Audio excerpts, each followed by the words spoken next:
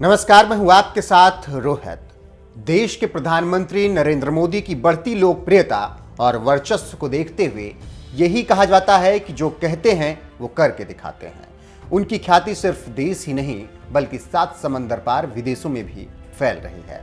आलम यह है कि शक्तिशाली देशों के राष्ट्रीय अध्यक्ष भी अब पीएम मोदी के आगे टिक नहीं पा रहे हैं, जिसका सबसे बड़ा सबूत है ग्लोबल सर्वे में पीएम मोदी का विश्व के सबसे लोकप्रिय नेता घोषित होना। शोहरत के पायदान पर पीएम मोदी ने अमेरिकी राष्ट्रपति जो बाइडेन समेत तमाम बड़े नेताओं को पीछे छोड़ दिया। आज पीएम मोदी जिस मुकाम पर हैं, उसके पीछे उनका संघर्ष और राष्ट्र के प्रति निष्ठावान कर्म तो ही है।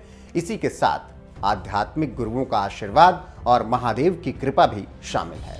कहते हैं जीवन के हर पड़ाव पर धर्म गुरुओं से लेकर आध्यात्मिक पुरुषों ने उनका मार्गदर्शन किया। गुरु दयानंद गिरी से लेकर स्वामी आत्मास्थानंद ने हर कदम पर पीएम मोदी को सही राह दिखाई, बल्कि हर संकट से भी उबारा है। 71 साल के पीएम मोदी, जिन्होंने एक बतौर कार्यकर्ता भारतीय राजनीति में कदम रखा और देखते ही देखते संगठन से जुड़ी हर जिम्मेदारी को निभाते हुए मुख्यमंत्री से प्रधानमंत्री तक का सफर तय किया। 135 करोड़ भारतीयों का नेतृत्व कर रहे पीएम मोदी में लोगों को नास्त्रेदमस की सच होती भविष्यवाणियां दिखती हैं।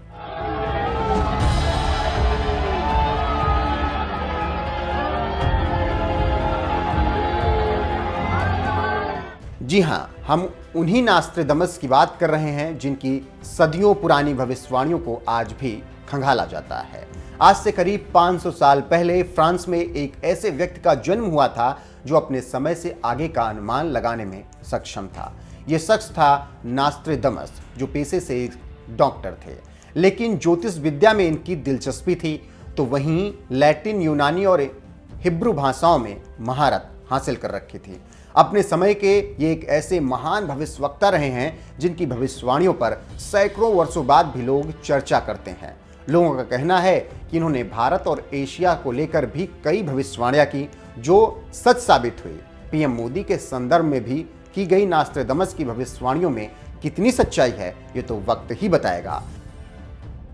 लेकिन बीजेपी नेताओं का इनमें अटूट विश्वास दिखता है। तभी तो वक्त वक्त पर नास्त्रेदमस का हवाला देते हुए कहते हैं कि भारत को नई ऊंचाइयों से ले जाने वाला शख्स कोई और नहीं बल्कि पीएम मोदी ही हैं। फिर चाहे वो बीजेपी सांसद किरीट सोमैया हो या फिर किरण रिजिजू। आपको याद होगा, मुंबई से बीजेपी सांसद किरीट सोमैया ने लोकसभा में प्रधानमंत्री नरेंद्र मोदी की तुलना फ्रांस के चर्चित एस्ट्रोलॉजर नास्त्रेदमस की एक खास भविष्यवाणी से की थी। उनका कहना था कि नास्त्रेदमस ने जिस शख्स का जिक्र किया है वो पीएम मोदी ही हैं। असल में अनुदानों के लिए लोकसभा में पूरक मांगों पर चर्चा के दौरान सोमैया ने कहा था, नास्त्रेदमस की यह भविष्यवाणी कि पूर्व का एक नेता भारत को एक नई ऊंचाई पर ले जाएगा, वह नेता मोदी ही हैं। वैसे इसी तरह के बयान केंद्रीय राज्य मंत्री किरेन रिजिजू समेत बीजेपी के कई नेता दे चुके हैं। वैसे सिर्फ बीजेपी नेता ही नहीं बल्कि एक फ्रेंच कॉलमनिस्ट का भी यही मानना है। मशहूर फ्रेंच कॉलमनिस्ट फ्रैंकोइस गॉटियर के मुताबिक नास्त्रेदमस ने भारत में पीएम नरेंद्र मोदी के बढ़ते कद और अजेय रहने की भविष्यवाणी करीब 450 वर्ष पहले ही कर दी थी। इन्होंने अपने ब्लॉग में नास्त्रेदमस की भविष्यवाणी का जिक्र करते हुए लिखा था, नास्त्रेदमस ने भविष्यवाणी की थी कि वर्ष 2014 से 2026 तक भारत का प्रतिनिधित्व एक ऐसा व्यक्ति करेगा जिससे शुरुआत में लोग बहुत ही नफरत करेंगे, लेकिन बाद में जनता और बाकी सभी लोग उसे उतना प्यार देंगे कि वह अगले 22 वर्ष तक भारत का प्रधानमंत्री रहेगा। अपने एक ब्लॉग में फ्रेंच कॉलमनिस्ट फ्रैंकोइस गॉटियर ने यह भी लिखते हैं कि एक मशहूर फ्रेंच स्कॉलर बैम्पेरल डे लॉ रोश फोकाल्ट को एक पुराने संदूकों में कुछ पुराने दस्तावेज मिले थे, जिसे उन्होंने सन 1876 में बोद्रो के एक दुकानदार को बेच दिया था। बैम्पेरेल के मुताबिक ये दस्तावेज लैटिन भाषा में लिखे गए थे और ये नास्त्रेदमस के थे। इन दस्तावेजों के 2 पन्नों में लैटिन भाषा में कविताएं लिखी हुई। वैसे जब जब भारत के संदर्भ में नास्त्रेदमस की जो भविष्यवाणी मिलती है उसमें यही कहा जाता है कि पूरब में एक ऐसा नेता उभरेगा जो भारत को नई ऊंचाइयों पर ले जाएगा। वैसे इस भविष्यवाणी को अब सीएम योगी आदित्यनाथ से भी जोड़ा जा रहा है। लोगों का कहना है कि पीएम मोदी की तरह अब आगे सीएम योगी भारत को नई ऊंचाइयों पर लेकर जाएंगे। तो नास्ट्रेदमस को मानने वाले उनकी अब तक की सच साबित हुई भविष्यवाणियों का तर्क देते रहे हैं, जिसमें हिटलर के उदय से लेकर अमेरिका में 9/11 का हमला ये सब शामिल है। तो वहीं जिन लोगों को इन सब पर विश्वास नहीं है, उन्हें नास्ट्रेदमस की भविष्यवाणियां काल्पनिक लगती हैं। बहरहाल नास्ट्रेदमस की भविष्यवाणियों में आपको कितनी हकीकत लगती है और बतौर प्रधानमंत्री नरेंद्र मोदी को कब तक देश की बागडोर मिलती रहेगी, इस पर आपकी क्या राय है, कमेंट करके जरूर बताएं।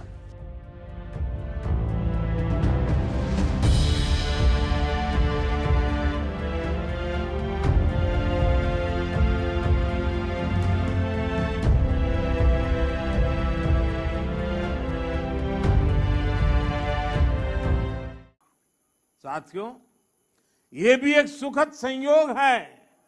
श्री रामानुजाचार्य जी पर यह समारोह उसी समय में हो रहा है जब देश अपनी आजादी के 75 साल मना रहा है।